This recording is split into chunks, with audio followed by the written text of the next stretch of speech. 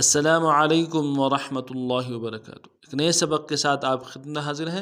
आज का जो हमारा सबक है सूरत आले इमरान, कुरान की दूसरी सूरत, पारा नंबर 3, आयत नंबर 16 से लेके आयत नंबर 18 का कुछ हिस्सा लस बलस आपके सामने पेश की जाएगी।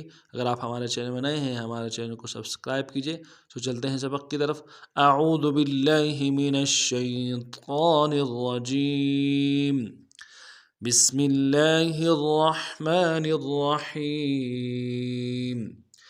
الذين الذين يقولون يقولون الذين يقولون ربنا ربنا إننا إننا آمنا آمنا ربنا إننا آمنا فاغفر لنا ذنوبنا وقنا عذاب النار فاغفر لنا ذنوبنا وقنا عذاب النار الصابرين والصادقين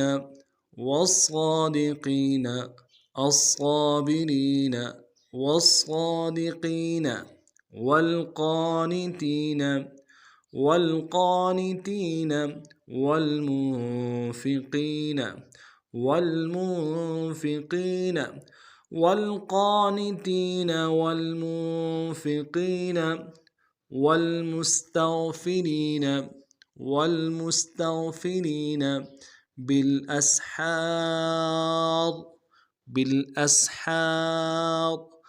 والمستغفرين بالأسحار شهد الله أنه لا إله شهد الله أنه لا إله إلا هو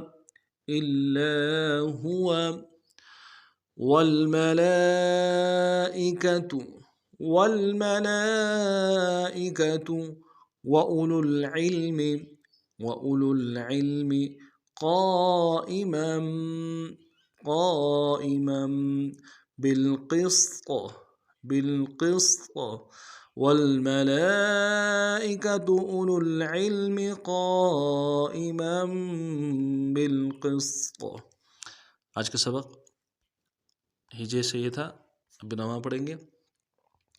الذين يقولون ربنا إننا آمنا فاغفر لنا ذنوبنا وقنا عذاب النار الصابرين والصادقين والقانتين والمنفقين والمستغفرين بالأسحار شهد الله أنه لا إله إلا هو والملائكة وأولو العلم قائما بالقسط। फिर से बात फरमाएं।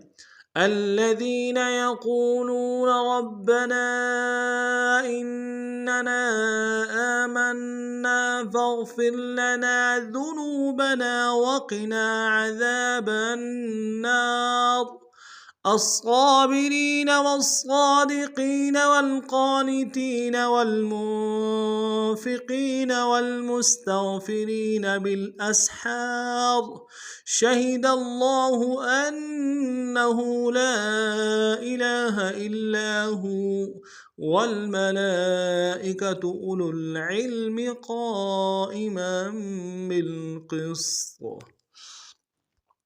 आज का सबक इतना ही था। नए सबक में फिर मिलते हैं। तब तक के लिए अस्सलामु अलैकुम व रहमतुल्लाहि व बरकातुहू।